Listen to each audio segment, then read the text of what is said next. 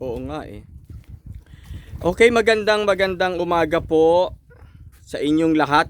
Tayo po ngayon ay nasa Pocanil at makikita po ninyo ang napakagandang rock formation na nandito po ngayon sa gilid ng napakalinis at napakagandang dagat. Yan po ano. Tayo lang po ay nasa Kubo pero sige po, explore po natin. Okay. Ayan, ito po mga kapatid. Ito yung magandang rock formation. Malalim. Yan ano.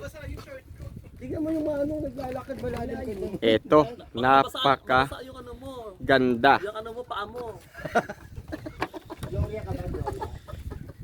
Kung Gloria ka, okay lang lumusaw. Napakalinis ng tubig. So titingnan natin ano from this side. Okay. Aha.